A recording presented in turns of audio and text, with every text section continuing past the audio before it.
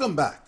Wendy Walsh leads Unite Here Local 355, representing more than 7,000 hotel and hospitality workers. I wanted to hear her thoughts on the drive to reopen. First and foremost, we think you cannot separate the reopening from the fiasco that is the unemployment process in Florida right now, because what really should be happening is that these employees should be making an informed choice about whether or not it's safe to go back, whether or not they are healthy enough to go back. Some of them are caring for their children, their parents. Some have pre-existing health concerns that are going to put them at risk. But given the fact that an overwhelming majority of out of work employees right now haven't been able to access the unemployment benefits that are due to them, a lot of employees are going to make a very bad choice for themselves and put themselves in harm's way going back into some of these workplaces, whether the employers are taking the precautions that are needed or not. So I think that has to come first. In terms of the safety of the workers, first, if you want workers to stay home when they are sick, you need to pay them. Too many places don't have paid sick days. If you're going to take the temperature of a worker, which we would support, and they have a high temperature, it does not mean they have coronavirus, but if you want to take the precaution and send them home, you have to send that worker home with pay. You can't ask people to continue to go without a paycheck when you have no evidence that they're really sick. They need the proper PPE, obviously. They need a choice about whether or not to go back to work right now, depending on their own health. And if they don't go back to work, they should be able to stay on unemployment benefits. First, they have to get on unemployment benefits, but they have to be able to keep them. And we have to think about what it looks like in the back and not just for the guests in the front. Well, you've talked about the fact that these workers are actually making a choices between their own health safety and whether or not they can put food on their tables. That's what you're talking about when you're saying that, you know, without a real unemployment system being in full effect, the workers are being given two very bad choices in some cases. 100%. At this point, they either stay home, can't feed their family, can't buy the prescription drugs that they need, can't pay their rent, or they are forced back to work in a situation. I just got off the phone minutes ago with a worker in Fort Lauderdale who didn't get a mask yesterday.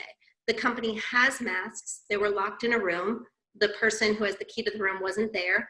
And so everybody worked yesterday without a mask. That is the kind of situation where workers should be able to say, we're just not coming in. We're not going to put ourselves at risk and then go home and put our families at risk of being infected because the employer is being irresponsible. Is the state's unemployment system getting better as Governor Ron DeSantis claims? I put that question to Jason Pizzo, the Democratic state senator from Miami, who has been pushing the governor and his staff for solutions to fix this broken system. From April 15th on, things were getting better, so to speak, or they were starting to pick up. And for the next week, just on a standalone basis, it was actually performing okay. And last weekend, 2 weekends ago, they did 177,000 payment processes, which was decent. But this past weekend was anemic. In this past few days, there's only been a few thousand. And so the system we know doesn't work. The website doesn't work. There's been plenty of coverage about the $77 million spent to create this, what the governor calls a jalopy. Do you believe $275 is a fair compensation for unemployment? Absolutely not. So what do we do about that? So if it's not fair, and I think by and large, I don't know many people who think it would be fair, what changes? How does that change going forward in the future? There's a lot of influence from corporations in Florida and Florida's top corporate taxpayers as well. I think this is probably the prime time window to get buy-in, even from the companies whose employees. Listen, Disney laid off 43,000. I think the real number is going to be higher, like 70,000 total. And I think this is the opportunity for corporate buy-in and lobbyists and Republicans and Democrats to take a hard look at it and say, listen, we don't anticipate, nor would we ever invite the situation ever again, but just in the interest, just as a cautionary tale in the future, we need to take more and have the amount go out that's bigger. Jim, our trust fund has a lot of money in it. One of the first questions I asked Satter when we went live was, I want to dispel any rumors. Is the state going to go bankrupt if you pay out everybody that's eligible? And the answer was no. We have the money. The float, the interest off of the money that we have has been earning millions over the past few months because we haven't been paying out that much. So there's plenty of money to go out, but $275 standing alone, Jim, when the average rent in places like markets like Miami and Jacksonville and Tampa is woefully low.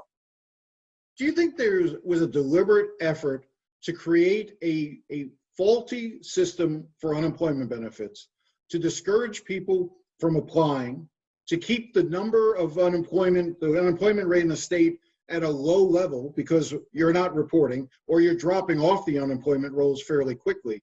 Do you think this wasn't just, ignorance? This was deliberately done to give a false impression of what was going on in Florida by previous administrations, going back to Rick Scott and others before him? Absolutely. I think there is this sort of disdain for the culture of welfare. I think it's rather bizarre and sort of an emotional point for Rick Scott. And it's evidenced itself by how difficult it is to navigate this process. I think the guy should be ashamed of himself. I think he's made it so difficult even for the learned and the overeducated to navigate this process and try to find some sort of clarity that for the large number of Floridians to have to navigate through this, I think is intentionally difficult. And a couple of the cases that I gave to the governor's office yesterday were minor little technical issues. One who had been a straight employee for a number of years at one company, 34 years living in Florida, never left, never applied, never went anywhere else, was held up because the answer was, or the excuse given was, well, there's sometimes when a social security number comes into question because it may have been used or fraud or whatever, there was no evidence that it was the case. They just put a watch on it. So these arbitrary metrics, these arbitrary situations that can hold things up. But if you can't get somebody on the phone to walk through it, Jim, let me put it this way. If a state senator didn't plant himself in Tallahassee and walk that woman's name on a piece of paper over to the governor's office, she would not have gotten $1.